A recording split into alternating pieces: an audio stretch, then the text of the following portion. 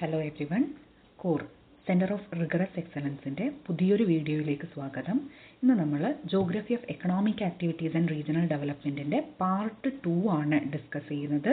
Part 2-ൽ geography of ട്രാൻസ്പോർട്ടും അതുപോലെ തന്നെ ട്രേഡ് ആൻഡ് റീജിയണൽ ഡെവലപ്മെൻറ്റിലെ പ്രധാനപ്പെട്ട മേഖലകളെയാണ് ഡിസ്കസ് ചെയ്യുന്നത്. ഓക്കെ, അപ്പോൾ ഇതിൽ ആദ്യമായിട്ട് നമുക്ക് പഠിക്കാനുള്ളത് സ്പേഷ്യൽ ഇൻട്രാക്ഷൻ മോഡലാണ്. അപ്പം സ്പേഷ്യൽ ഇൻട്രാക്ഷൻ എന്ന് വെച്ച് കഴിഞ്ഞാൽ എന്താണ്? ഗുഡ്സ് ആൻഡ് സർവീസ് ഒരു പർട്ടിക്കുലർ ആയിട്ടുള്ള സ്ഥലത്ത് നിന്നും വേറൊരു സ്ഥലത്തേക്ക് മൂവ് ചെയ്യുന്ന ഒരു പ്രോസസ്സിനെയാണ് നമ്മൾ സ്പേഷ്യൽ ഇൻട്രാക്ഷൻ എന്തുകൊണ്ട് അർത്ഥമാക്കുന്നത്. Okay, people, goods, service and information ഒരു പർട്ടിക്കുലർ പ്ലേസിൽ നിന്നും മറ്റൊരു പ്ലേസിലേക്ക് മൂവ് ചെയ്യുന്നതായിട്ടുള്ളൊരു കോൺസെപ്റ്റിനെയാണ് നമ്മൾ സ്പേഷ്യൽ ഇൻട്രാക്ഷൻ എന്ന് പറയുന്നത്. അപ്പോൾ നമ്മുടെ സിലബസിനകത്ത് സ്പേഷ്യൽ ഇൻട്രാക്ഷൻ എഡ്വേർഡ് ഉൾമാൻ്റെയും എമ്മി ഹേഴ്സ്റ്റിൻ്റെയും മോഡലാണ് ചോദിച്ചിട്ടുള്ളത്. അപ്പോൾ ഇതിനകത്ത് നിന്നും നമ്മുടെ എഡ്വേർഡ് ഉൾമാൻ്റെ തിയറിയാണ് ഫ്രീക്വൻ്റ് ആയിട്ട് പ്രീവിയസ് ഇയറിൽ നമ്മൾ കണ്ടിരിക്കുന്നത്. അപ്പോൾ അത് കുറച്ചുകൂടെ ഇൻഡെപ്ത് ആയിട്ട് നമുക്ക് ഡിസ്കസ് ചെയ്യേണ്ടതുണ്ട്. എഡ്വേർഡ് ഉൾമാൻ 1954 ഈ സ്പേഷ്യൽ ഇൻട്രാക്ഷനുമായി ബന്ധപ്പെട്ട ഒരു കോൺസെപ്റ്റിനെ കുറിച്ച് എക്സ്പ്ലെയിൻ ചെയ്യുന്നത്. അപ്പോൾ അതിനകത്ത് പ്രധാനമായിട്ടും അദ്ദേഹം 3 പ്രധാനപ്പെട്ട കണ്ടീഷൻസ് സാറ്റിസ്ഫൈ ചെയ്താലാണ് സ്പേഷ്യൽ ഇൻട്രാക്ഷൻസ് പോസിബിൾ ആവൂ എന്നാണ് അദ്ദേഹം പറയുന്നത്. ആ 3 കോൺസെപ്റ്റുകളാണ് കോംപ്ലിമെൻറ്റാരിറ്റി, ട്രാൻസ്ഫറബിലിറ്റി ആൻഡ് ഇൻ്റർവെനിങ് ഓപ്പർച്യൂണിറ്റി എന്ന് പറയുന്നത്. ഇപ്പോൾ ഇവിടെ കോംപ്ലിമെൻറ്റാരിറ്റി എന്ന് വെച്ച് കഴിഞ്ഞാൽ എന്താ, ഒരു പ്ലേസ്, ആ പ്ലേസിന് ഒരു നീഡ് ഉണ്ട്, മറ്റൊരു പ്ലേസിന് അത് ഒരു പ്ലേസിന് ഡിമാൻഡ് ഉണ്ട്. ഓക്കെ, മറ്റൊരു പ്ലേസിന് സപ്ലൈ ഉണ്ട്. അപ്പം ഈ സപ്ലൈ ഉള്ള സ്ഥലത്ത് നിന്നും ഡിമാൻഡ് ഉള്ള സ്ഥലത്തേക്ക് ഗുഡ്സ് ആൻഡ് സർവീസിൻ്റെ ഒരു ട്രാവലിങ്ങിനെയാണ് നമ്മൾ കോംപ്ലിമെൻറ്റാരിറ്റി എന്തുകൊണ്ട് അർത്ഥമാക്കുന്നത്. അതായത് one place needs what another place has എന്നുള്ളതാണ്. അതായത് ഇപ്പം ഒരു എക്സാമ്പിൾ നമ്മൾ ജോഗ്രഫിക്കലി പറയുകയാണെന്നുണ്ടെങ്കിൽ ഇപ്പം കോള് ഏറ്റവും കൂടുതലായിട്ടുള്ളത് ജാർഖണ്ഡിലാണ് അല്ലേ. കോൾ റിസർവ്സ് ഏറ്റവും കൂടുതലായിട്ടുള്ളത് ജാർഖണ്ഡിലാണ്. എന്നാൽ വെസ്റ്റ് ബംഗാളിലെ തെർമൽ പവർ പ്ലാന്റ്സ് ഏറ്റവും കൂടുതൽ ഉപയോഗിക്കുന്നതും കോളാണ്. അപ്പം ഈ ജാർഖണ്ഡിൽ നിന്നും ഡിമാൻഡ് കൂടുതലുള്ള വെസ്റ്റ് ബംഗാളിലേക്ക് ഈ കോള് ട്രാവൽ ചെയ്ത് വരുന്നതിനെയാണ് കോംപ്ലിമെൻറ്റാരിറ്റി എന്തുകൊണ്ട് ഉദ്ദേശിക്കുന്നത്.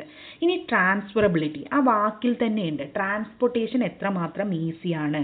Okay, cost, time and ease of മൂവ്മെൻറ്റിനെയാണ് ട്രാൻസ്ഫറബിലിറ്റി എന്തുകൊണ്ട് അർത്ഥമാക്കുന്നത്. അപ്പം ട്രാൻസ്പോർട്ടേഷൻ ഫെസിലിറ്റീസ് കൂടുതലാണെങ്കിൽ അവിടെ ഇൻ്ററാക്ഷൻ എന്ന് പറയുന്നത് സ്പേഷ്യൽ ഇൻട്രാക്ഷൻ എന്ന് പറയുന്നത് വളരെയധികം കൂടുതലായിരിക്കും. ഇനി ട്രാൻസ്പോർട്ടേഷൻ കോസ്റ്റ് വളരെ കൂടുതലാണെങ്കിൽ സ്പേഷ്യൽ ഇൻട്രാക്ഷനുള്ള സാധ്യത വളരെ കുറവായിരിക്കും എന്നുള്ളതാണ് ട്രാൻസ്ഫറബിലിറ്റി എന്തുകൊണ്ട് അർത്ഥമാക്കുന്നത്. ഇനി ഇൻ്റർവെനിങ് ഓപ്പർച്യൂണിറ്റി ആ ടേമിൽ തന്നെ ഉണ്ട്. ഇൻ്റർവെനിങ് ഓപ്പർച്യൂണിറ്റി ഒരു alternative. Okay, availability of nearer ഓൾട്ടർനേറ്റീവിനെയാണ് നമ്മൾ എന്ത് ചെയ്യുന്നത്, ഇൻ്റർവെനിങ് ഓപ്പർച്യൂണിറ്റി എന്ന് പറയുന്നത്. എന്താണ്, ഏറ്റവും ക്ലോസർ ആയിട്ടുള്ള ഒരു ഓപ്ഷൻസ് ആണ് എപ്പോഴും വിൻ ചെയ്യുക. ഫോർ എക്സാമ്പിൾ ഇപ്പം എനിക്ക് കഴിഞ്ഞ ക്ലാസ്സിൽ പറഞ്ഞ പോലെ തന്നെ എനിക്കൊരു ലാപ്ടോപ്പ് വാങ്ങണം എന്നുണ്ടെങ്കിൽ ആ ലാപ്ടോപ്പ് വാങ്ങാൻ എനിക്ക് മുംബൈ വരെ പോയാൽ മാത്രമേ എനിക്ക് അത്രയും നല്ലൊരു ലാപ്ടോപ്പ് കിട്ടുള്ളൂ എന്നിരിക്കാം. പക്ഷെ ഞാൻ പോകുന്നതിൻ്റെ ഇടയ്ക്ക് എനിക്ക് ഇൻ ബിറ്റ്വീൻ കോഴിക്കോടോ അല്ലെങ്കിൽ കർണാടകയുടെ ഭാഗങ്ങളിലോ ആയിട്ട് എനിക്ക് ഏറ്റവും നല്ലൊരു ലാപ്ടോപ്പ് അവൈലബിൾ ആവുകയാണെങ്കിൽ ഇതിനെയാണ് നമ്മൾ ഇൻ്റർവെനിങ് ഓപ്പർച്യൂണിറ്റി എന്ന് പറയുന്നത്. നമ്മൾ മൈഗ്രേഷൻ്റെ തിയറി പഠിച്ചപ്പോഴും ഈ സെയിം കോൺസെപ്റ്റ് പഠിച്ചിരുന്നു. ഇതേപോലെ ഒരു കോൺസെപ്റ്റ് നമ്മൾ പഠിച്ചിരുന്നു. സോ ഇൻ്റർവെനിങ് ഓപ്പർച്യൂണിറ്റി എന്ന് വെച്ച് കഴിഞ്ഞാൽ ഇടയിൽ അവൈലബിൾ ആകുന്ന ഒരു നിയറർ ഓൾട്ടർനേറ്റീവ്സിനെയാണ് ഇൻ്റർവെനിങ് ഓപ്പർച്യൂണിറ്റി എന്ന് പറയുന്നത്. ഈ 3 ടേമിൻ്റെയും മീനിങ് കൊടുത്തതിന് ശേഷം ആ ടേം ഏതാണ് എന്നുള്ള ലെവലിലാണ് നമ്മൾ പ്രീവിയസ് ഇയറിൽ ക്വസ്റ്റ്യൻസ് കണ്ടിട്ടുള്ളത്. ഇതിന് അടുത്തതാണ് എമ്മി ഹേഴ്സ്റ്റിൻ്റെ മോഡലാണ്. എമ്മി ഹേഴ്സ്റ്റിൻ്റെ മോഡൽ എന്ന് പറയുന്ന സമയത്ത് എമ്മി ഹേഴ്സ്റ്റ് പ്രധാനമായിട്ടും ഹ്യൂമൻ ഡിസിഷൻസ് എന്ന് പറയുന്നത് അവരുടെ ബിഹേവിയറൽ ഫാക്ടേഴ്സിനെ കൂടി ഇൻക്ലൂഡ് ചെയ്ത ഒന്നാണ് എന്നാണ് പറയുന്നത്. ഓക്കെ, എമ്മി ഹേഴ്സ്റ്റിൻ്റെ മോഡൽ പ്രധാനമായിട്ടും അദ്ദേഹം ഡിസ്റ്റൻസ് ഡീകേ പ്രിൻസിപ്പിളാണ് ഇതിനകത്ത് യൂസ് ചെയ്തിരിക്കുന്നത്. അതായത് ദൂരം കൂടുന്നതിനനുസരിച്ച് ഒരു മനുഷ്യൻ്റെ ഒരു ഡിമാൻഡ് കുറയും എന്നുള്ളതാണ്. അതായത് ഡിസ്റ്റൻസ് കൂടുമ്പം നമ്മൾ എന്ത് ചെയ്യുന്നു, ഒരു ഫിസിക്കൽ ബാരിയേഴ്സ് വരുന്നത് കൊണ്ട് തന്നെ പീപ്പിൾസ് തൊട്ടടുത്തുള്ള മേഖലകളിലേക്കായിരിക്കും കുറച്ചുകൂടെ അട്രാക്റ്റഡ് ആവുന്നത്. ഒരുപാട് ദൂരം കൂടുന്ന സമയത്ത് ഈ അട്രാക്ഷൻ കുറയുകയും ഒരു ഇൻട്രാക്ഷൻ കുറയുകയും ചെയ്യും എന്നുള്ളതാണ് എമ്മി ഹേഴ്സ്റ്റിൻ്റെ സ്പേഷ്യൽ ഇൻട്രാക്ഷൻ മോഡൽ പറയുന്നത്. അപ്പോൾ ഇതിനകത്ത് ഹ്യൂമൻസിൻ്റെ ബിഹേവിയറിനെ കൂടി അദ്ദേഹം ആഡ് ചെയ്യുന്നുണ്ട്. അപ്പം ഒരു വ്യക്തിയുടെ പെർസെപ്ഷൻ എങ്ങനെയാണോ ഡിസ്റ്റൻസിനെ സംബന്ധിച്ച്, ഡിസ്റ്റൻസ് എന്ന് പറയുന്നത് ഒരു സൈക്കോളജിക്കൽ മാത്രമല്ല, ഒരു ഫിസിക്കൽ മാത്രമല്ല, അതൊരു സൈക്കോളജിക്കൽ ആയിട്ടുള്ള ഒരു കോൺസെപ്റ്റ് കൂടിയാണ് എന്ന് എമ്മി ഹേഴ്സ്റ്റ് പറയുന്നുണ്ട്. അപ്പോൾ ഡിസ്റ്റൻസ് കൂടുന്നതിനനുസരിച്ച് സ്പേഷ്യൽ ഇൻട്രാക്ഷൻ കുറയാനുള്ള സാധ്യതയുണ്ട് എന്നുള്ളതാണ് ഹേഴ്സ്റ്റിൻ്റെ മോഡലിൽ അദ്ദേഹം പറഞ്ഞു വെച്ചിട്ടുള്ളത്. ഇനി എന്താ ഡിഫറൻസ് ഫ്രം ഉൾമാൻ്റെ തിയറി എന്ന് പറയുന്നത് കുറച്ചുകൂടെ ഒബ്ജക്റ്റീവ് ഫാക്ടേഴ്സ് ആണ്. ഈ കോസ്റ്റ്, ഡിസ്റ്റൻസ്, ഓൾട്ടർനേറ്റീവ്സ് ഇതൊക്കെയാണ് സ്പേഷ്യൽ ഇൻട്രാക്ഷനെ സ്വാധീനിക്കുന്നതെന്നാണ് അദ്ദേഹം പറയുന്നത്. ഓക്കെ, ഈ 3 ഫാക്ടേഴ്സ് ആണ് സ്പേഷ്യൽ ഇൻട്രാക്ഷനെ സ്വാധീനിക്കുന്നത്. ഇതിനനുസരിച്ച് സ്പേഷ്യൽ ഇൻട്രാക്ഷൻ്റെ ഇൻറ്റൻസിറ്റിയിൽ ഏറ്റക്കുറവുകൾ വരാമെന്ന് അദ്ദേഹം പറയുന്നു. എന്നാൽ ഹേഴ്സ്റ്റിനെ സംബന്ധിച്ച് അദ്ദേഹം സബ്ജക്റ്റീവ് ആയിട്ടുള്ള ഒരു ബിഹേവിയറൽ പാറ്റേഴ്സിനെ, അതായത് ഒരാളുടെ പെർസെപ്ഷനും പ്രിഫറൻസും. ഓക്കെ, ഇപ്പം എനിക്ക് ചില സമയത്ത് രണ്ട് ഡിസ്റ്റൻസ് സിമിലർ ആയിട്ട് ഒരു 50 കിലോമീറ്റർ ആണ് രണ്ട് ഏരിയയിലേക്കും ഒരു സാധനം എനിക്ക് വാങ്ങണമെന്ന് ഉദ്ദേശിക്കുന്നു. ആ സാധനം വാങ്ങാൻ ഞാൻ സഞ്ചരിക്കേണ്ടത് രണ്ടും സിമിലർ ആയിട്ടുള്ള ഡിസ്റ്റൻസിലാണെങ്കിൽ അവിടെ എൻ്റെ പ്രയോറിറ്റി ആൻഡ് പെർസെപ്ഷൻ ആയിരിക്കും എന്ത് ചെയ്യുന്നുണ്ടാവുക, പ്രിഫറൻസിൽ വരിക. സോ ഹേഴ്സ്റ്റിൻ്റെ മോഡലിനകത്ത് പറയുന്നത് ഇത്തരത്തിലുള്ള ഒബ്ജക്റ്റീവ് ആയിട്ടുള്ള ഫാക്ടേഴ്സ് മാത്രമല്ല, മറിച്ച് ഒരു മനുഷ്യൻ്റെ പെർസെപ്ഷനും അവരുടെ പ്രിഫറൻസും കൂടി എന്ത് ചെയ്യുന്നുണ്ട്, സ്പേഷ്യൽ ഇൻട്രാക്ഷനെ, അതായത് ഈ goods and service and informations and service ഇതിൻ്റെ ഒരു ഫ്ലോയെ എന്ത് ചെയ്യുന്നുണ്ട്, സ്വാധീനിക്കുന്നുണ്ട് എന്നാണ് ഹേഴ്സ്റ്റിൻ്റെ മോഡൽ പറയുന്നത്. സോ ഉൾമാൻ്റെ മോഡൽ എന്ന് പറയുന്നത് ഒബ്ജക്റ്റീവാണ്, ഹേഴ്സ്റ്റിൻ്റെ മോഡൽ സബ്ജക്റ്റീവാണ്. മറ്റേതിൽ നമ്മൾ ഉൾമാൻ്റെ മോഡലിൽ കോസ്റ്റും ഡിസ്റ്റൻസും ഓൾട്ടർനേറ്റീവ്സുമാണ് അദ്ദേഹം സ്പേഷ്യൽ ഇൻട്രാക്ഷനെ സ്വാധീനിക്കുന്ന ഘടകങ്ങളായിട്ട് പറയുന്നത്. പക്ഷേ ഹേഴ്സ്റ്റിൻ്റെ മോഡലിൽ പെർസെപ്ഷൻ, പ്രിഫറൻസ് കൂടി എന്ത് ചെയ്യുന്നുണ്ട്, ഈ ഒരു സ്പേഷ്യൽ ഇൻട്രാക്ഷനെ സ്വാധീനിക്കുന്നുണ്ട് എന്ന് അദ്ദേഹം പറയുന്നു. ഇനി അടുത്തായിട്ട് നമ്മൾ നോക്കാൻ വേണ്ടി പോകുന്നത് ട്രാൻസ്പോർട്ടേഷൻ ജോഗ്രഫിയാണ്. ട്രാൻസ്പോർട്ടേഷൻ ജോഗ്രഫിയിൽ നിന്നും മിക്കവാറും ചോദിക്കാറുള്ള 2 ചോദ്യമാണ് ആക്സസിബിലിറ്റി ആൻഡ് കണക്ടിവിറ്റി എന്ന് പറയുന്നൊരു കോൺസെപ്റ്റാണ് എല്ലാ സമയത്തും ചോദിച്ചു കണ്ടിട്ടുള്ളത്. അപ്പോൾ നമുക്ക് ഈ ട്രാൻസ്പോർട്ടേഷൻ ജോഗ്രഫിയിലേക്ക് പോകുന്നതിന് മുന്നേ എന്താണ് ഈ ആക്സസിബിലിറ്റി, എന്താണ് കണക്ടിവിറ്റി, അതുപോലെ തന്നെ 1-2 ടേംസും കൂടി നമ്മൾ നോക്കിയതിന് ശേഷം ഇതിനെക്കുറിച്ച് എക്സ്പ്ലെയിൻ ചെയ്ത് കഴിഞ്ഞാൽ കുറച്ചുകൂടെ സിമ്പിൾ ആയിരിക്കും. ഓക്കെ, അപ്പം ആക്സസിബിലിറ്റി എന്ന് വെച്ച് കഴിഞ്ഞാൽ ഡിഗ്രി ഓഫ് ഈസ് ആണ്. ഓക്കെ, ഒരു പ്രദേശത്തേക്ക് എത്ര സിമ്പിളായിട്ട് നമുക്ക് എത്താൻ കഴിയും എന്നുള്ളതാണ് ആക്സസിബിലിറ്റി എന്തുകൊണ്ട് ഉദ്ദേശിക്കുന്നത്. കണക്ടിവിറ്റി എന്നുണ്ടെങ്കിൽ ഡിഗ്രി ഓഫ് ലിങ്ക് ആണ്. ഓക്കെ, അപ്പം ഒരു സ്പെസിഫിക് ആയിട്ടുള്ള പ്ലേസിൽ ഏതൊക്കെ റൂട്ടിലൂടെ വരാൻ കഴിയും എന്നുള്ളതാണ് കണക്ടിവിറ്റി, അല്ലെങ്കിൽ എത്രമാത്രം നെറ്റ്വർക്ക് അവിടെ ഉണ്ട്, റോഡ് നെറ്റ്വർക്ക് ഉണ്ട് എന്നുള്ളതാണ് കണക്ടിവിറ്റി. സോ ആക്സസിബിലിറ്റി എന്ന് വെച്ച് കഴിഞ്ഞാൽ ഡിഗ്രി ഓഫ് ഈസ് ആണ്. കണക്ടിവിറ്റി എന്ന് പറയുമ്പോൾ നമുക്ക് വേണമെങ്കിൽ ഡിഗ്രി ഓഫ് ലിങ്ക് എന്ന് വേണമെങ്കിൽ പറയാം. ഇനി ഇതിനകത്ത് 3 ടേംസും കൂടി നമ്മൾ പഠിക്കണം. Eccentricity, radius and diameter. Eccentricity എന്ന് വെച്ച് കഴിഞ്ഞാൽ ഒരു റൗണ്ടിന്, ഒരു സെൻട്രൽ പോയിന്റിൻ്റെ ചുറ്റും എങ്ങനെയാണ് ഒരു നെറ്റ്വർക്ക് അൺഈവൻലി ഡിസ്ട്രിബ്യൂട്ട് ചെയ്തിരിക്കുന്നത് എന്നുള്ളതാണ് എസെൻട്രിസിറ്റി എന്തുകൊണ്ട് അർത്ഥമാക്കുന്നത്. ഓക്കെ, എസെൻട്രിസിറ്റി എന്ന് വെച്ച് കഴിഞ്ഞാൽ ഒരു സെൻട്രൽ പോയിന്റിന് ചുറ്റും എങ്ങനെയാണ് ഒരു നെറ്റ്വർക്ക് അൺഈവൻലി ഡിസ്ട്രിബ്യൂട്ട് ചെയ്യപ്പെട്ടിരിക്കുന്നത് എന്നുള്ളൊരു കോൺസെപ്റ്റാണ് എസെൻട്രിസിറ്റി എന്ന് പറയുന്നത്. ഇനി റേഡിയസ് ആണെങ്കിൽ ഒരു സെൻട്രൽ പോയിന്റിൽ നിന്നുള്ള ഡിസ്റ്റൻസിനെയാണ് നമ്മൾ റേഡിയസ് എന്നതുകൊണ്ട് അർത്ഥമാക്കുന്നത്. ഡയാമീറ്റർ എന്ന ടേം ആണെങ്കിലോ ഒരു നെറ്റ്വർക്കിനകത്തെ ഏറ്റവും ഫാർദസ്റ്റ് ആയിട്ടുള്ള പോയിന്റുകൾ തമ്മിലുള്ള ഡിസ്റ്റൻസിനെയാണ് ഡയാമീറ്റർ എന്ന് വിളിക്കുന്നത്. ഓക്കെ, അതായത് ഒരു ട്രാൻസ്പോർട്ടേഷൻ നെറ്റ്വർക്ക് എന്ന് പറയുന്നത് ഒരുപാട് നോഡ്സ് ആൻഡ് ലിങ്ക്സുമായിട്ട് കമ്പോസ്ഡ് ആണ്. ഓക്കെ, അപ്പോൾ അതിനകത്ത് ഏറ്റവും ഫാർദസ്റ്റ് ആയിട്ടുള്ള 2 പോയിന്റ്സ് തമ്മിലുള്ള ഡിസ്റ്റൻസ് ആണ് ഡയാമീറ്റർ എന്ന് പറയുന്നത്. ഓക്കെ, അപ്പോൾ അതിനകത്ത് ഞാനൊരു വാക്ക് പറഞ്ഞു, നോഡ്സ് ആൻഡ് ലിങ്ക്സ്. ഇതിനെയാണ് നമ്മൾ വെർട്ടൈസസ് ആൻഡ് എഡ്ജസ് എന്ന് വിളിക്കുന്നത്. ഓക്കെ, ഇത് നോക്കിക്കോളൂ, വെർട്ടൈസസ് ആൻഡ് എഡ്ജസ് എന്ന് പറയുന്നത്. വെർട്ടൈസസ് എന്ന് വെച്ച് കഴിഞ്ഞാൽ പോയിന്റ്സ് ഓർ നോഡ്സ് ആണ്. ലൈൻസ് മീറ്റ് ചെയ്യുന്ന അല്ലെങ്കിൽ എൻഡ് ചെയ്യുന്ന പോയിന്റുകളെയാണ് നമ്മൾ വെർട്ടൈസസ് എന്ന് വിളിക്കുന്നത്. എഡ്ജസ് എന്ന് വെച്ച് കഴിഞ്ഞാൽ lines or links that connect vertices എന്നുള്ളതാണ്. ഓക്കെ, അപ്പോൾ എഡ്ജസ് എന്ന് വെച്ച് കഴിഞ്ഞാൽ ഈ വെർട്ടൈസസിനെ കണക്ട് ചെയ്യുന്ന ലൈൻസ് ആൻഡ് ലിങ്ക്സിനെയാണ് നമ്മൾ എന്തെന്ന് വിളിക്കുന്നത്, എഡ്ജസ് എന്ന് വിളിക്കുന്നത്. ഈ ഒരു ബേസിക് കോൺസെപ്റ്റ് നമുക്ക് ഓർമ്മ വേണം. അപ്പോൾ അതിനകത്ത് നമ്മൾ പഠിക്കുന്നത് ആക്സസിബിലിറ്റിയുടെ പ്രധാനപ്പെട്ട കാൽക്കുലേഷൻസ് എങ്ങനെയാണ് ചെയ്യുക എന്നുള്ളതാണ്. അപ്പോൾ ഒന്ന് സിമ്പൽ. ഓക്കെ, ഒരു നോഡ് മറ്റുള്ള ഓൾ നോഡ്സുമായിട്ട് ലിങ്ക് ചെയ്തിരിക്കുന്നതിൻ്റെ കണക്കെടുത്തിട്ട് നമുക്ക് സിമ്പൽ ഇൻഡെക്സ് വരാം. ഇത് ചോദിച്ച് കണ്ടിട്ടില്ല. Eta index, theta index and iota index, ഇത് 3ൻ്റെയും ഇക്വേഷൻസ് മാച്ച് ദ ഫോളോയിങ് ആയിട്ട് ചോദിച്ച് കണ്ടിട്ടുണ്ട്. അപ്പോൾ ഈറ്റ ഇൻഡെക്സ് കാൽക്കുലേറ്റ് ചെയ്യുന്നത് route mileage divided by total number of edges ആണ്. Theta index number of route mileage divided by total vertices ആണ്. Iota index total road length by total population ആണ്. അപ്പോൾ ഇതുമായി റിലേറ്റ് ചെയ്തിട്ടുള്ള കോൺസെപ്റ്റുകൾ ചോദിക്കാനുള്ള സാധ്യത അല്ലെങ്കിൽ കാൽക്കുലേഷൻസ് ചോദിക്കാനുള്ള സാധ്യത വളരെ കുറവാണ്. പക്ഷേ ഇതിൻ്റെ ഇക്വേഷൻസ് നമ്മൾ പലപ്പോഴും ചോദിച്ച് കണ്ടിട്ടുണ്ട്.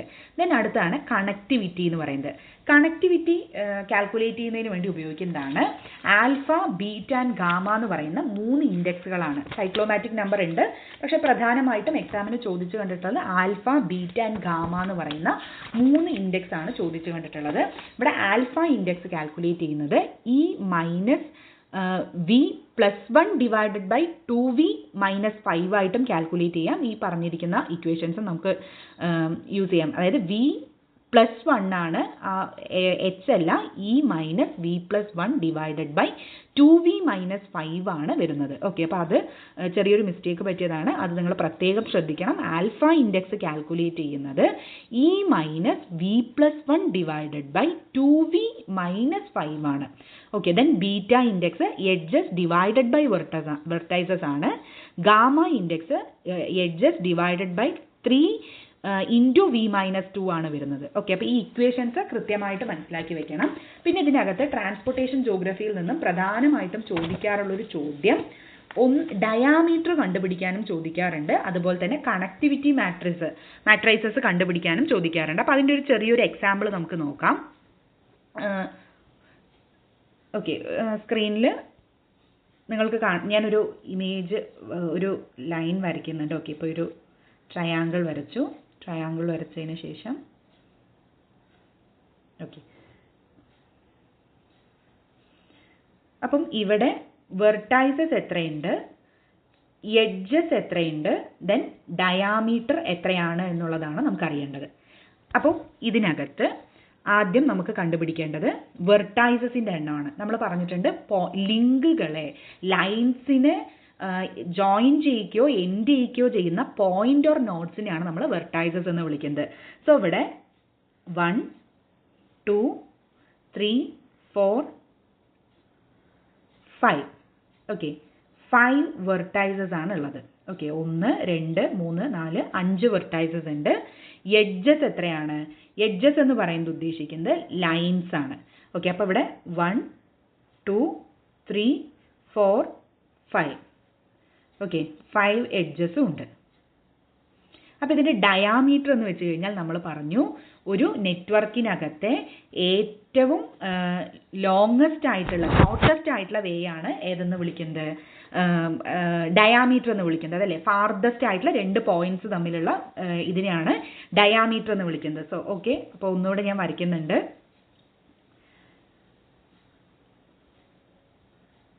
അപ്പോൾ ഇവിടെയുള്ള ഡയാമീറ്റർ എത്രയാണ് എന്നുള്ളതാണ് നമുക്ക് അറിയേണ്ടത്. ഇതിൽ വെർട്ടൈസസ് 6 ആണ്, എഡ്ജസും 6 ആണ്. അതുപോലെ തന്നെ ഡയാമീറ്റർ എന്ന് പറയുന്നത് ഇത് 5 ആണ്. വെർട്ടൈസസ് 5, എഡ്ജസ് 5, ഡയാമീറ്റർ എന്ന് പറയുന്നത് എത്രയാണെന്നുള്ളതാണ് ചോദ്യം. ഫാർദസ്റ്റ് ആയിട്ടുള്ള 2 പോയിന്റ്സ് എന്ന് പറയുന്നത് ഇതാണ്, അല്ലേ? അപ്പോൾ ഇവിടുന്ന് ഈ ഫസ്റ്റ് പോയിന്റിൽ നിന്നും ഈ ലാസ്റ്റ് പോയിന്റിലേക്ക് എത്താനുള്ള ദൂരത്തെയാണ് ഡയാമീറ്റർ എന്തുകൊണ്ട് അർത്ഥമാക്കുന്നത്.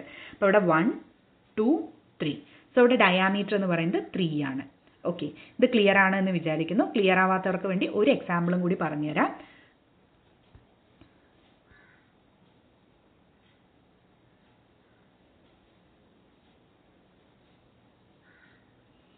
ഓക്കെ, ഇപ്പം ഇതാണ് ഒരു ഇമേജ് എന്ന് വിചാരിക്കുക.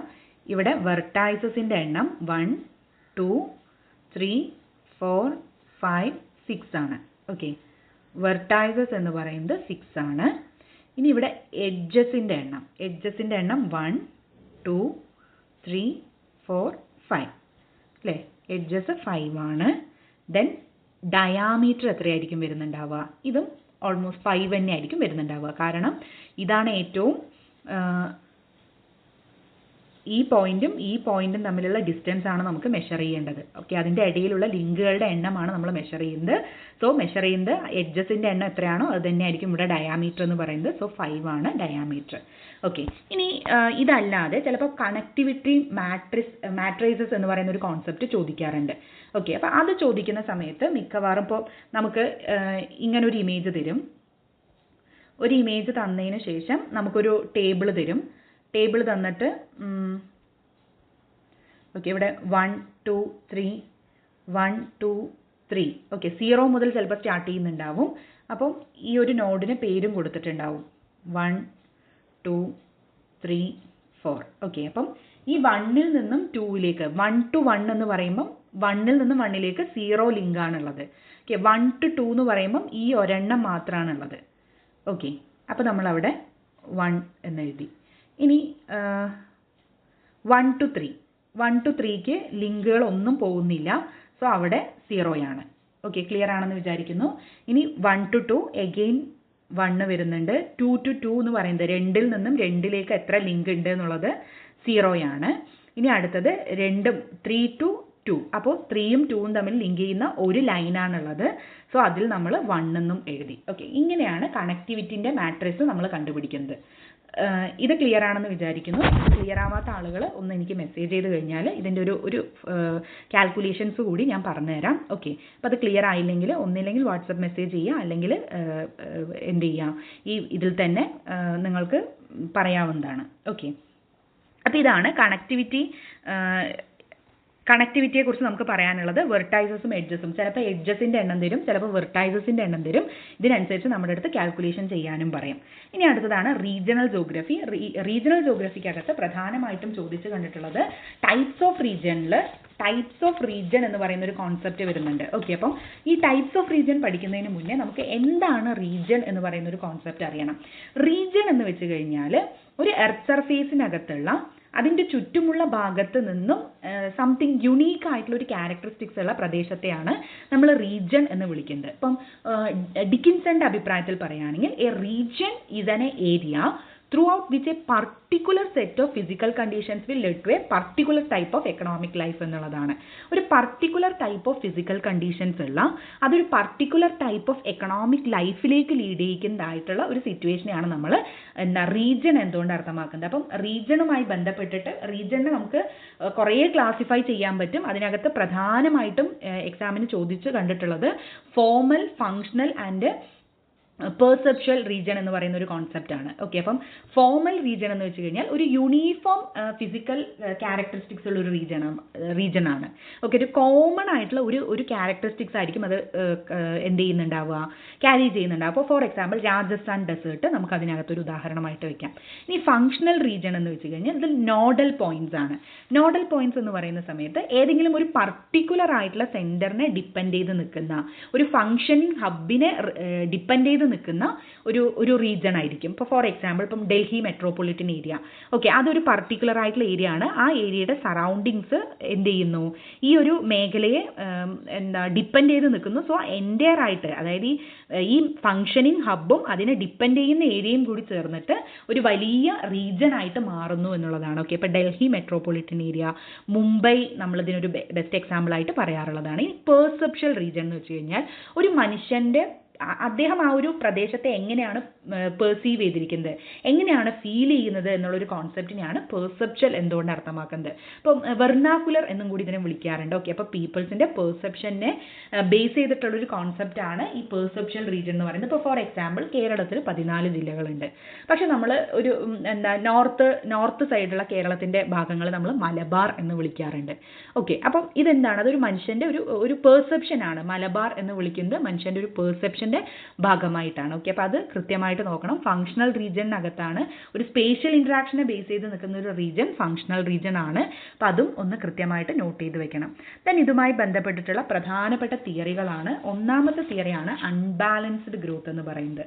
ഓക്കെ, അപ്പം ഗ്രോത്ത് ഈ കോൺസെപ്റ്റ് ആൽബർട്ടോ ഹിർച്ച്മാൻ 1958 പുട്ട് ഫോർവേഡ് ചെയ്തിരിക്കുന്നത്. ഇതിനിടയ്ക്ക് ഞാൻ പറഞ്ഞു വയ്ക്കുന്ന ഒരു കാര്യം, ഇതൊരു ക്രാഷ് കോഴ്സ് ആണ്. സോ അതുകൊണ്ട് തന്നെ എല്ലാ തിയറീസിൻ്റെയും ഒരു ബേസിക്സ് മാത്രമാണ് നമ്മൾ എക്സ്പ്ലെയിൻ ചെയ്തു പോകുന്നത്. ഇതിൻ്റെ ഡീറ്റെയിൽഡ് ആയിട്ടുള്ള മെറ്റീരിയൽസ് വേണമെന്നുണ്ടെങ്കിൽ മെസ്സേജ് ചെയ്യുക വിത്ത് പ്രീവിയസ് ഇയർ ക്വസ്റ്റ്യൻസ്. ഇതിൻ്റെ ഓരോ തിയറിയുടെയും നോട്ട്സ് നമ്മുടെ കയ്യിൽ അവൈലബിൾ ആണ്. ഓക്കെ, അപ്പോൾ ഇതിനകത്ത് ആദ്യമായിട്ട് വരുന്നൊരു കോൺസെപ്റ്റാണ് തിയറി ഓഫ് അൺബാലൻസ്ഡ് ഗ്രോത്ത് എന്ന് പറയുന്നത്. 1958 ആൽബർട്ടോ ഹിർച്ച്മാൻ ആണ് ഈ ഒരു കോൺസെപ്റ്റ് പുട്ട് ഫോർവേഡ് ചെയ്യുന്നത്. അദ്ദേഹത്തിൻ്റെ the strategy of economic development എന്ന് പറയുന്ന ഒരു പുസ്തകത്തിലാണ് ഇത് എക്സ്പ്ലെയിൻ ചെയ്യുന്നത്. അപ്പോൾ ഇതിൻ്റെ സിമ്പിൾ കോൺസെപ്റ്റ് എന്താണെന്ന് വെച്ച് കഴിഞ്ഞാൽ, ഒരു പ്രദേശത്തെ ഒരു റീജിയൻ ഡെവലപ്ഡ് ആവണമെങ്കിൽ ആ റീജിയൻ്റെ എല്ലാ സെക്ടേഴ്സിനെയും ഡെവലപ്പ് ചെയ്യേണ്ട ആവശ്യമില്ല. ഓക്കെ, എല്ലാ സെക്ടേഴ്സിനെയും ഡെവലപ്പ് ചെയ്യുന്ന ഒരു കോൺസെപ്റ്റാണ് ബാലൻസ്ഡ് ഗ്രോത്ത് എന്ന് പറയുന്നത്. പക്ഷേ അൺബാലൻസ്ഡ് ഗ്രോത്ത്, ഇപ്പം ഒരു റീജിയൻ എടുക്കുന്നു, ആ റീജിയൻ്റെ എഡ്യൂക്കേഷൻ സെക്ടർ ഉണ്ട്, ഓക്കെ, ദെൻ ട്രാൻസ്പോർട്ടേഷൻ ഫെസിലിറ്റീസിനെ ബേസ് ചെയ്തിട്ടുള്ള ഒരു സെക്ടർ ഉണ്ടെന്ന് വിചാരിക്കുക, ദെൻ അവരുടെ ഫിനാൻഷ്യൽ കാര്യങ്ങൾ, അഗ്രികൾച്ചറൽ മേഖല, ഇൻഡസ്ട്രിയൽ മേഖല, ഓക്കെ. അപ്പോൾ ഇതൊക്കെ ഓരോ സെക്ടേഴ്സാണ്. ഇതിനകത്ത് ആദ്യം നമ്മൾ ഫോക്കസ് ചെയ്യുന്നത് ഇപ്പോൾ അഗ്രികൾച്ചറിനെ ഫോക്കസ് ചെയ്തിട്ടുള്ള ഒരു ഡെവലപ്മെൻ്റ് ആണ് ചെയ്യുന്നതെങ്കിൽ അതാണ് അൺബാലൻസ്ഡ് ഗ്രോത്ത്. ഓക്കെ, അപ്പോൾ നമുക്ക് കിട്ടുന്ന ഒരു എമൗണ്ട് 100 crore ആണ് അത് ഒരു റീജിയണൽ ഡെവലപ്മെൻറ്റ് കിട്ടണമെങ്കിൽ ഈ 100 crore നമ്മൾ അഗ്രികൾച്ചറിൽ ഇൻവെസ്റ്റ് ചെയ്തുകൊണ്ട് അതിൻ്റെ ഡെവലപ്മെൻറ്റിനെ ഫോക്കസ് ചെയ്യുകയാണെങ്കിൽ അതാണ് അൺബാലൻസ്ഡ് ഗ്രോത്ത് എന്ന് പറയുന്നത്. ഓക്കെ, ഇനി ഈ 100 crore എത്ര സെക്ടേഴ്സ് ഉണ്ടോ അതിൻ്റെ അടിസ്ഥാനത്തിൽ ഈക്വൽ ആയിട്ട് ഡിവൈഡ് ചെയ്ത് എല്ലാത്തിനും അതിൻ്റെ ആവശ്യത്തിലുള്ളത് കൊടുക്കുകയാണെങ്കിൽ ദാറ്റ് ഈസ് കോൾഡ് ആസ് എന്തെന്ന് വിളിക്കുന്നു, ബാലൻസ്ഡ് ഗ്രോത്ത് എന്ന് വിളിക്കുന്നത്. ജസ്റ്റ് ഞാനൊരു സിമ്പിളായിട്ട് നിങ്ങൾക്ക് മനസ്സിലാവാൻ വേണ്ടി പറഞ്ഞതാണ്. കുറച്ചുകൂടെ പ്രയോറിറ്റി എന്ത് ചെയ്യുന്നു, ഏതെങ്കിലും ഒരു പർട്ടിക്കുലർ ആയിട്ടുള്ള സെക്ടറിന് കൊടുത്തുകൊണ്ട് ആ ഒരു പ്രദേശത്തിൻ്റെ എൻറ്റയർ ആയിട്ടുള്ള ഡെവലപ്മെൻറ്റിനെയും ഒന്ന് ഉന്മേഷഭരിതമാക്കുന്ന ആ ഒരു പ്രോസസ്സിനെയാണ് നമ്മൾ അൺബാലൻസ്ഡ് ഗ്രോത്ത് എന്തുകൊണ്ട് അർത്ഥമാക്കുന്നത്. ഓക്കെ, അപ്പം ദെൻ അടുത്തതാണ് ക്യുമുലേറ്റീവ് കൊസഷൻ എന്ന് പറയുന്ന ഒരു കോൺസെപ്റ്റാണ്. ഗുണ്ണാർ മിർഡലിൻ്റെ ആണ് ഈ ഒരു തിയറി വരുന്നത്. 1957 economic theory and under developed regions എന്ന് പറയുന്ന ഒരു പുസ്തകത്തിലാണ് ഓക്കെ ഈ ഒരു തിയറിയെക്കുറിച്ച് എക്സ്പ്ലെയിൻ ചെയ്തിരിക്കുന്നത്. അപ്പോൾ ഈ തിയറിക്കകത്ത് പ്രധാനമായിട്ടും ചോദിച്ചു കണ്ടിട്ടുള്ളത് ഈ കോൺസെപ്റ്റ് എന്താണെന്ന് വെച്ച് കഴിഞ്ഞാൽ റിച്ച് റീജിയൻസ് വീണ്ടും റിച്ച് ആയിക്കൊണ്ടിരിക്കുകയും പുവർ റീജിയൻസ് പുവർ ആയിക്കൊണ്ടിരിക്കുകയും ചെയ്യുന്ന ഒരു കോൺസെപ്റ്റിനെ കുറിച്ചാണ് ക്യുമുലേറ്റീവ് കൊസഷനിൽ അദ്ദേഹം എക്സ്പ്ലെയിൻ ചെയ്തിട്ടുള്ളത്. അപ്പോൾ ഇത് എക്സ്പ്ലെയിൻ ചെയ്യുന്നതിന് വേണ്ടി അദ്ദേഹം ഉപയോഗിച്ച 2 ടേംസ് ആണ് back wash effect and spread effect എന്ന് പറയുന്നത്. അപ്പം ബാക്ക് വാഷ് എഫക്റ്റ് എന്ന് വെച്ച് കഴിഞ്ഞാൽ ഒരു നെഗറ്റീവ് ആസ്പെക്റ്റിലാണ് അദ്ദേഹം അവിടെ ഉപയോഗിച്ചിട്ടുള്ളത്. ഓക്കെ, ബാക്ക് വാഷ് എന്ന് വെച്ച് കഴിഞ്ഞാൽ പുവർ ആയിട്ടുള്ള റീജിയണിൽ നിന്നും റിസോഴ്സ് മുഴുവനായിട്ട് ഒരു സെൻറ്ററിലേക്ക്, ഒരു കോറിലേക്ക് കോൺസെൻട്രേറ്റ് ചെയ്തുകൊണ്ട് ആ കോറിൽ നിന്നും പിന്നീട് ഒരു സർവീസോ കാര്യങ്ങളോ ഒന്നും തിരിച്ചു ചെല്ലാത്തൊരു സിറ്റുവേഷനെയാണ് അദ്ദേഹം ബാക്ക് വാഷ് എഫക്റ്റ് എന്ന് വിളിക്കുന്നത്. ഇനി സ്പ്രെഡ് എഫക്റ്റ് ആണെങ്കിൽ ഒരു പോസിറ്റീവ് സെൻസിലാണ് ഉദ്ദേശിക്കുന്നത്. പോസിറ്റീവ് സെൻസ് എന്ന് പറയുന്ന സമയത്ത് ഒരു പൂറർ റീജിയണിൽ നിന്നും എന്ത് ചെയ്യുന്നു, റിസോഴ്സസും ലേബർ ഫോഴ്സും ഒക്കെ എടുക്കുന്നുണ്ട്. അതിനനുസരിച്ച് അതിൻ്റെ ബൈ പ്രോഡക്റ്റ് എന്ത് ചെയ്യുന്നു, തിരിച്ച് പലതരത്തിലും ആ ഒരു പെരിഫറിയിലേക്കും സഞ്ചരിക്കുന്ന ഒരു കോൺസെപ്റ്റാണ് സ്പ്രെഡ് എഫക്റ്റ് എന്തുകൊണ്ട് അർത്ഥമാക്കുന്നത്. ഓക്കെ, ഇപ്പോൾ ഒരു ബാക്ക് വാഷ് എഫക്റ്റ് ഒരു നെഗറ്റീവ് ആസ്പെക്റ്റിലും സ്പ്രെഡ് എഫക്റ്റ് എന്ന് പറയുന്നത് ഒരു പോസിറ്റീവ് സെൻസിലുമാണ് അദ്ദേഹം യൂസ് ചെയ്തിട്ടുള്ളത്. ദെൻ അടുത്തൊരു തിയറിയാണ് കോർ പെരിഫറി മോഡലാണ്. 1966 ജോൺ ഫ്രൈഡ്മാൻ ആണ് ഈ ഒരു കോൺസെപ്റ്റ് എക്സ്പ്ലെയിൻ ചെയ്തിരിക്കുന്നത്. ഓക്കെ, അപ്പം ഈ കോൺസെപ്റ്റിനകത്ത് കുറേ സ്റ്റേജസ് അദ്ദേഹം എക്സ്പ്ലെയിൻ ചെയ്യുന്നുണ്ട്. എന്താണ് core region, upward transition zone എന്താണ്, അതുപോലെ തന്നെ resource frontier zone, downward transition zone എന്താണ് എന്നുള്ള കോൺസെപ്റ്റുകളൊക്കെ അദ്ദേഹം ഇൻട്രൊഡ്യൂസ് ചെയ്യുന്നുണ്ട്. ഓക്കെ, ദെൻ അതേപോലെ തന്നെ റീജിയണൽ ഡെവലപ്മെൻറ്റിൻ്റെ പ്രധാനപ്പെട്ട സ്റ്റേജസും വരുന്നുണ്ട്. അപ്പോൾ ഇതുമായി റിലേറ്റ് ചെയ്തിട്ടുള്ള ചോദ്യങ്ങൾ വളരെ കുറവാണ്. കോർ പെരിഫറിയുടെ ഇയറും അത് പുട്ട് ഫോർവേഡ് ചെയ്ത വ്യക്തിയെയുമാണ് മെയിനായിട്ട് ഇതുവരെയുള്ള എല്ലാ എക്സാംസിനും ചോദിച്ച് കണ്ടിട്ടുള്ളത്. ദെൻ അടുത്താണ് ഡിപ്പെൻഡൻസി തിയറി. ഡിപ്പെൻഡൻസി തിയറി എന്ന് വെച്ച് കഴിഞ്ഞാൽ ആ ടേമിൽ തന്നെ ഉണ്ട്. അതായത് ഒരു പർട്ടിക്കുലർ ആയിട്ടുള്ള റീജിയനെ ബേസ് ചെയ്തുകൊണ്ട് ഡെവലപ്മെൻറ്റ് വരുന്നതിനെയാണ് ഡിപ്പെൻഡൻസി തിയറി എന്ന് പറയുന്നത്. ഇപ്പം ഫോർ എക്സാമ്പിൾ അണ്ടർ ഡെവലപ്ഡ് ആയിട്ടുള്ള റീജിയൻസിൻ്റെ ഡെവലപ്മെൻറ്റിന് വേണ്ടിയിട്ട് ഡെവലപ്ഡ് ആയിട്ടുള്ള നേഷൻസ് സപ്പോർട്ട് ചെയ്യുന്നു എന്നുള്ളൊരു കോൺസെപ്റ്റ്.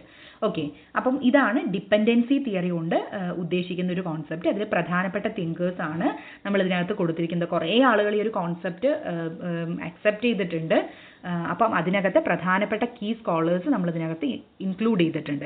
ഇതിനടുത്താണ് റോസ്റ്റോൻ്റെ മോഡൽ നമ്മുടെ സിലബസിനകത്തില്ല, പക്ഷേ പലപ്പോഴും ഇതിൻ്റെ ഒരു ഓർഡർ മാത്രം എക്സാമിന് ചോദിച്ച് കണ്ടിട്ടുണ്ട്. Traditional society, pre condition for take off, drive of maturity, age of mass conception എന്ന് പറയുന്ന ഈ ഒരു ഓർഡർ കൃത്യമായിട്ട് അവർ എക്സാമിന് ചോദിച്ച് കണ്ടിട്ടുണ്ട്. സോ അതും നിങ്ങൾ എന്ത് ചെയ്യണം, ഒന്ന് ശ്രദ്ധിക്കണം. അതിൻ്റെ ഓർഡർ മാത്രം ഒന്ന് ശ്രദ്ധിക്കണം.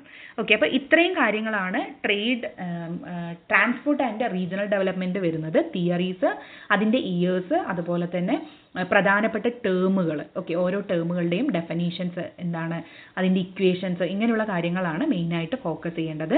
അപ്പം എന്താ ചുരുക്കത്തിൽ ഈ ഒരു ക്ലാസ്സിൽ എനിക്ക് പറയാനുള്ളത് where trade flows regularly regions grow, where revision flows regularly aspirants succeed എന്നുള്ളതാണ്. സോ ട്രേഡ് റെഗുലറായിട്ട് നടക്കുന്നത് ഒരു റീജണിനെ എങ്ങനെയാണോ എൻറിച്ച് ചെയ്യുന്നത് അതേപോലെ തന്നെ നിങ്ങളുടെ റിവിഷനും നിങ്ങളുടെ സക്സസിനെ, നിങ്ങളുടെ വിജയത്തെ നിരന്തരമായിട്ട് പ്രോത്സാഹിപ്പിക്കുന്ന ഒരു ഘടകമാണ് എന്നതാണ് പറയാനുള്ളത്. സോ ഇത്രയും കാര്യങ്ങൾ നമ്മൾ എക്സ്പ്ലെയിൻ ചെയ്തതിൽ എന്തെങ്കിലും സംശയങ്ങൾ ഉണ്ടെങ്കിൽ വാട്സപ്പ് മെസ്സേജ് ചെയ്യുക, അല്ലെങ്കിൽ നിങ്ങൾക്ക് ഇതിനകത്ത് മെസ്സേജ് കമൻറ്റ് ബോക്സിൽ പറയാവുന്നതാണ്. Okay, thank you. വീണ്ടും ഒരു സെക്ഷനുമായിട്ട് നമുക്ക് കാണാം. ഓക്കെ.